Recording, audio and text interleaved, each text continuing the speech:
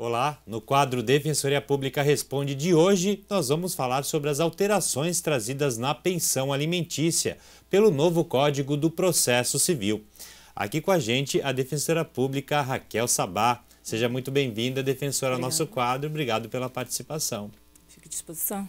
Para que a gente possa entender, então, como é que funciona a cobrança da pensão alimentícia, defensora, quem tem direito a receber?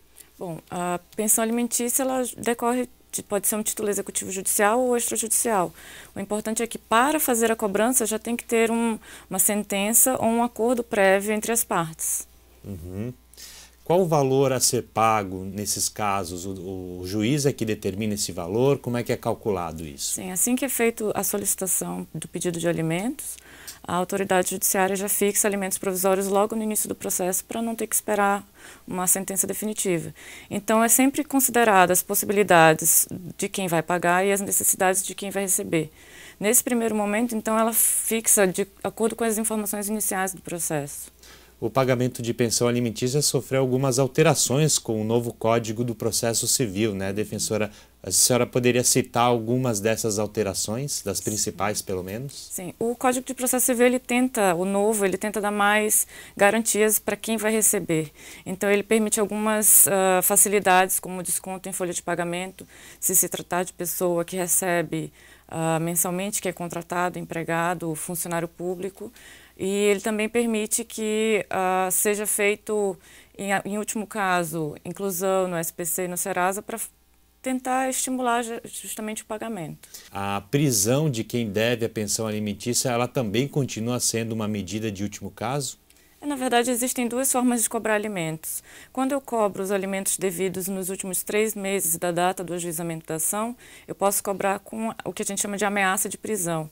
Significa que o réu, o executado, ele vai ser intimado a pagar em 3 dias ou justificar por que não pôde pagar. E se ele não fizer esse pagamento, não apresentar uma justificativa, então ele pode ser preso logo a partir desse primeiro momento. As dívidas mais antigas, que perdem o caráter de urgência, digamos assim, elas podem ser cobradas como uma dívida comum, como se fosse qualquer dívida devida em outros casos. Então, vai ser feito penhora de bens, vai ser feito penhora pelo Banco Central para ver se a pessoa tem conta em banco com valores que possam ser revertidos ao alimentando.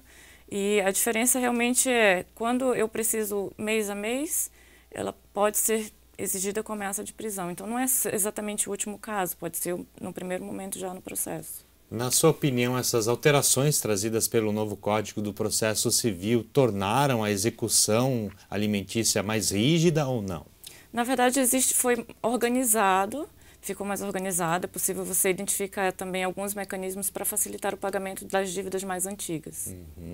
E para quem pretende buscar o auxílio da Defensoria Pública, né, para ingressar inclusive com uma ação judicial de obtenção de pensão alimentícia, como é que deve proceder? Como é que a Defensoria Pública de Santa Catarina está à disposição do público? Bom, aqui na capital nós temos a triagem que funciona de segunda a quinta-feira e entregamos senhas de meio-dia até as 3.